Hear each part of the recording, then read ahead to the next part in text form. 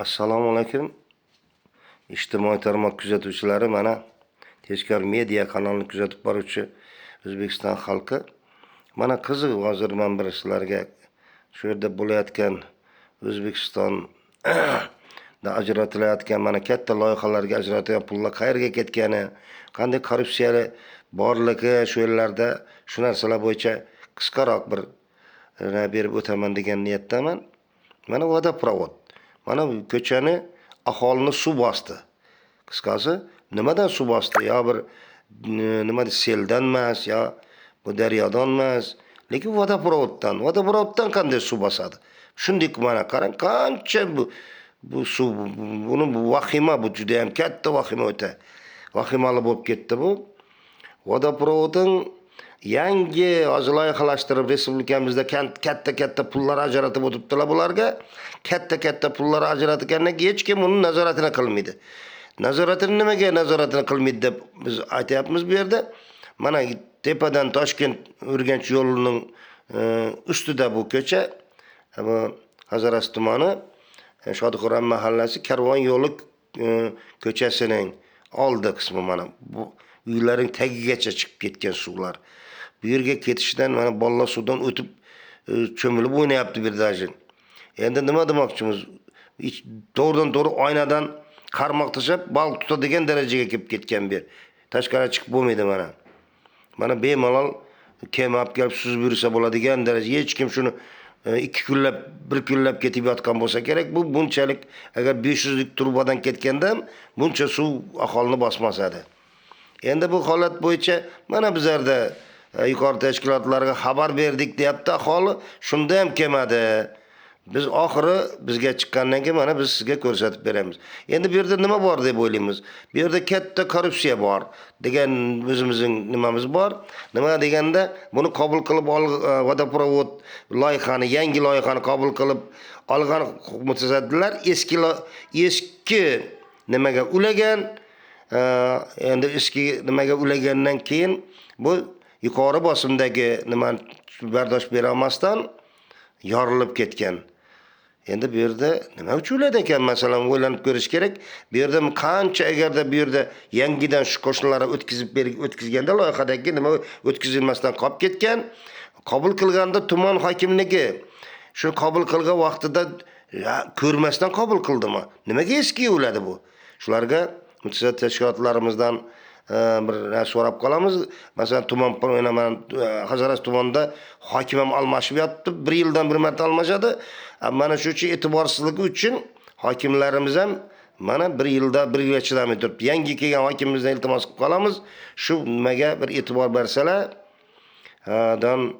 hozir mana shu holatlar bo'yicha mana bizni kuzatib borayotgan yuqori turuvchi respublika mutasaddilari ham bu ajratiladigan budjetdan ajratilgan pullarga nazoratga olmasalar, ertaga yo'llarimiz, kanallarimizga ketayotgan pullarda shunday holatlar bo'lib turibdi. Shuni respublikadan so'rab qolamiz. Respublika mutasaddilaridan so'rab qolamiz. Bu yerda katta korrupsiya bormi degan o'zimizning fikrimiz bor. Endi mana ko'ryapsizlar, xalqimiz shunday jabr ko'rdi. Mana yo'limizni endi tuzatib bersalar deymiz.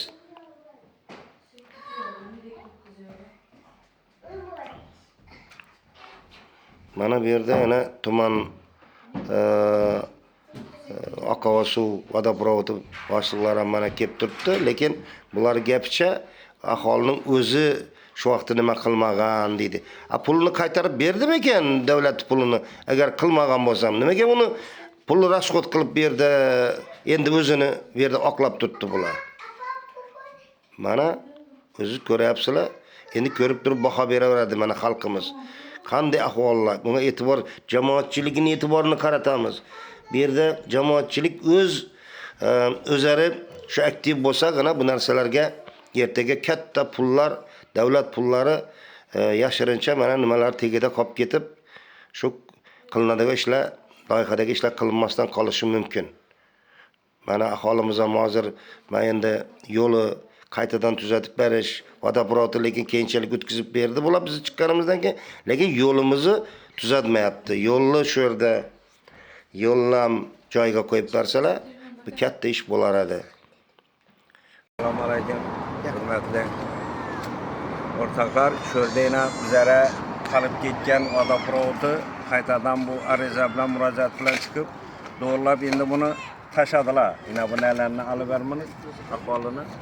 Bütün hazır oldingi asfaltı bunun qilingan buzildi. Oldingi asfaltı buzildi. Endi shu hozirgi kunda bir ahvoli yomon ahvolda qolib ketdi bu. Endi buni shu loyihada buni ustidan qaytadan asfalt qilib berish menimcha bormi yo'qmi shuni biz bilmadik ham, loyihani ham ko'rmadik, tushunmadik. Shuni bir iltimos qilib so'raymiz. Jamoa bilan birgalikda shu yerda 14 ta qo'shni o'zi berimining hammasi xonabani olib bir 500 metr yer 500 metr yeri shu oldingi holatini getirib, buni bir oldingining qilib hozir bütün adar döndür bo'lib yotdi. Qilib berishingizda shu yordam so'raymiz, hokimiyatdan so'raymiz. Shu o'zi loyihani boshqarib turgan shu loyiha boshliqlaridan ishlarni bir to'g'rilashtirib, hammasini hozir unqir-cho'nqir yurish ahvoli qiyin bo'ldi. Oldin o'zi bu chiroyli namunali joy edi, bu chiroyli shu yerda faqat o'zi bir shu yerda bor edi bu trotuar. Yo'lakcha shu yerda kuzatiladi. Lekin bu buzildi, ana bu asfaltlarni yatishani ko'rib cho'plab oldilar. Shuning bir qalin bir 10-15 santi razmerda katta asfalt qilingan edi. Hozir olib tashaldi, endi buni ustidan tashlasak mana ahvoli ko'rib turibsizlar. Ayollar yana isha biribdi hammasi. Ko'chada buni menimcha to'g'rilab ham olmas kerak. Buni bir teysak, shu yaxshilab bir zatib berishingizni iltimos qilib so'raymiz. Endi bu yerda Umar akam yaxshi gaplar aytdilar, to'g'ri gaplar aytibdilar. Bizning bu holatga gap qolishi, bunday nima bo'lib qolishi oldin bu yerda eski liniya o'tgan. Eski liniyaga yangi liniyani ulagandan keyin bu qo'shnilarimizda shu yerda yorilib ketib turib katta avariya bo'ldi. Buni ham o'zingizga qo'yib beramiz. Mana bizda buni zapislari bor. Avariya bo'lgandan keyin odamlarning uyi suvda qolib ketdi. Yana masalan siz o'zingizning nangiz bo'yicha 4 ta aytib, sizki shu yerda qolib ketganligi to'g'risida endi bu hayot bu. Force major holatlar bo'ladi. Endi avariya bo'ldi, shunday bo'ldi. Endi biz hali ularga aytajak emasmiz.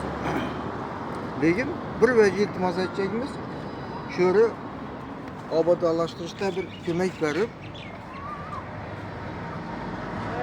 ko'makni so'rayapmiz. Boshqa narsa yo'q.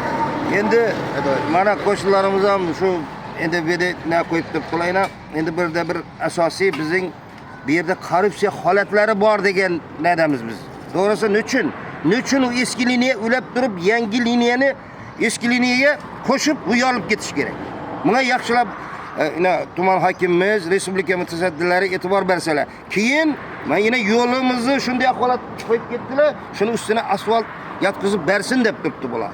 Nechun endi oboda nima deydi bu ne ko'cha bu bizga Karva yo'li ko'chasi oldingi holatini keltirib namunali joylaring oldi bu. Tuman hokimligi bunga e'tibor bersa deymiz. Respublika mutasaddilari shu yeri oldingi holatini keltirib asfaltini qo'yib bersinlar. Sizlardan iltimos qilamiz. Boshqa hech qanday e'tirozimiz yo'q. Ayak qo'shni avvalo hammalarini tushuntirdi. Mana yo'l ahvoli. O'zingiz ko'rishlaringiz. Yosh bolalar ko'p. Har birimizning 2 ta yosh bola bor. Bu yerda kolyaska haydab bo'lmaydi, bolalarni o'ynatib bo'lmaydi. Shuning uchun iltimos sizlardan, iltimos so'rib, bir to'g'rilab qonuna keltirib bersin. Proyekt ishlagan odam. Shuni tekshirib ko'ringlar, proyektda bormi, yo'qmi? Yo'q bo'lsa o'zingiz hal qilib ko'ringlar. Doim hokimlar chiqaradi.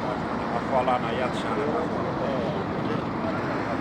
Hozir bo'lgan mana bu qo'shnilar to'g'ri aytyapti, shu yo'lni to'g'rilab bersa yaxshi bo'ladi. Shu yerdan o'zal ketganimizni tekstda berib ketamiz. Yo'q, ustini asfalt qilib berishini nima qilamiz? So'rab qolamiz.